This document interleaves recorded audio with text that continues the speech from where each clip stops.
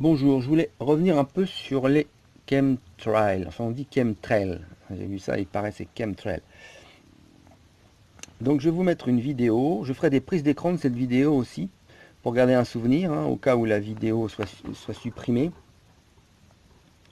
Donc, vous verrez à 1,14 l'avion, image de satellite, donc il y en a au moins un, ou alors c'est un ballon sonde qui prend des photos pour la météo, qui fait des chemtrails comme ça, en cercle. Donc, il va falloir m'expliquer hein, comment des avions de ligne. Bon, alors ça c'est à 1 minute 14. À 1 minute 59 de cette vidéo, on voit une buse, hein, qui n'est pas... Donc il y a des polluants dans le kérosène, mais il y a pour l'épandage, ce sont des buses séparées des réacteurs. À 2 minutes 07, on voit des chemtrails où l'avion il a été, et hop, il a fait demi-tour, il a comme là, il revient, hop, il fait demi-tour. Donc il va falloir m'expliquer comment des avions de ligne hein, font des demi-tours quand ils arrivent au bout de la zone à épander, à faire faire l'épandage. Euh, à 5,35, je suis plus très sûr. Enfin, vous regardez, je mettrai les détails dans la vidéo. Donc, on voit bien, il y a 5 allers et retours.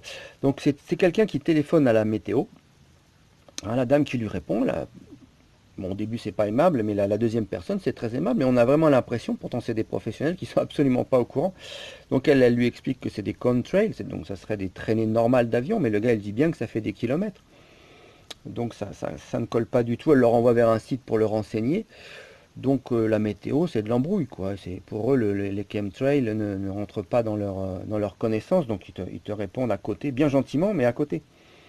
Ils parlent, ouais, bah, je crois que c'est à 5,35 justement. Ils parlent de l'albédo. Alors l'albédo, là vous avez la Terre, vous avez le Soleil, la lumière du Soleil qui est claire, et l'albédo, c'est la capacité de la Terre de réfléchir cette lumière en chaleur, en lumière.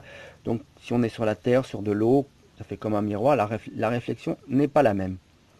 Je vous mets un article dans le descriptif sur ce que c'est que le soleil blanc. Et c'est vrai que j'ai observé ça, et là je l'observe pendant une semaine en entier, avant de faire la vidéo. Dernière semaine d'août, le soleil éclaire blanc. Ça n'éclaire plus jaune, ça éclaire blanc. Alors, observez pas le matin, mettez-moi dans les commentaires si c'est pareil par chez vous. Observez pas le soir, bon le soir c'est un peu orangé, un peu jaune. Bon.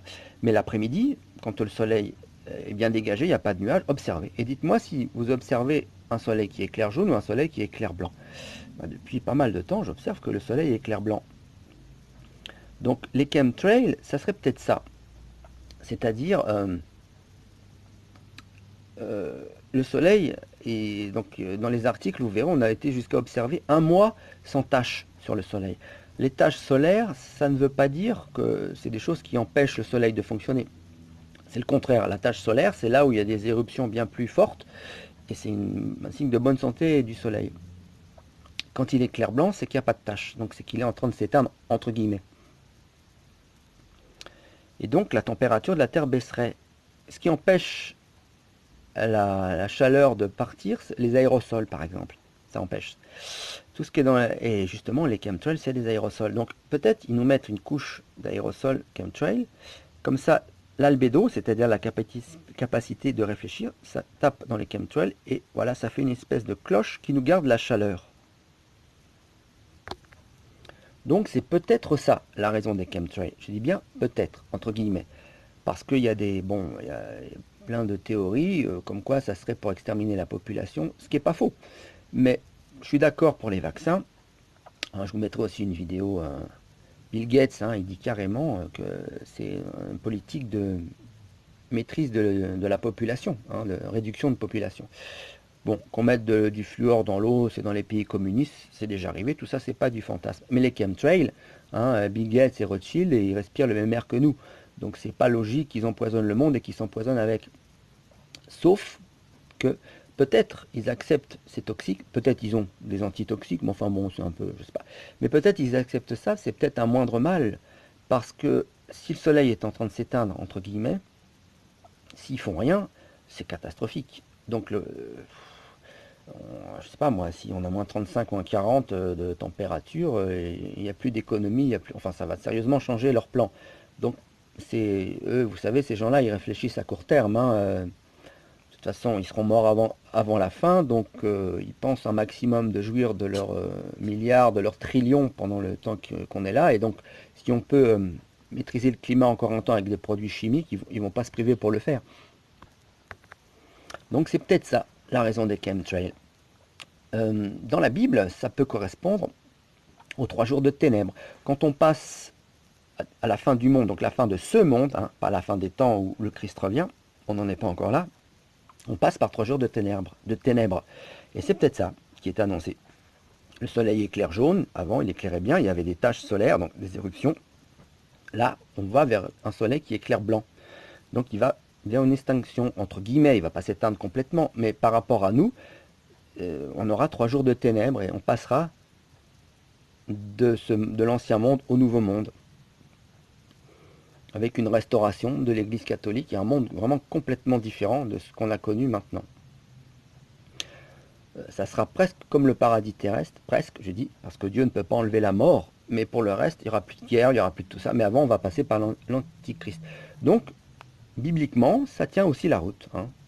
Cette histoire de chemtrail, c'est un peu ça, ils retardent, ils veulent pas qu'on voit ça trop tôt, et ils maintiennent au maximum par des produits chimiques leur système libéral, économique, enfin tout est basé sur le fric, donc ils maintiennent un maximum cette chose-là.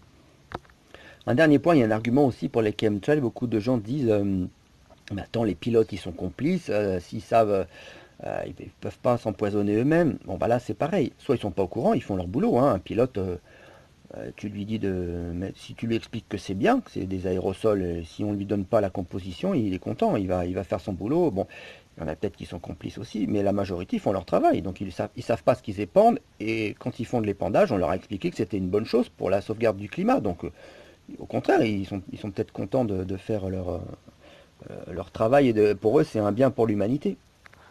Bon, je vous lis quand même.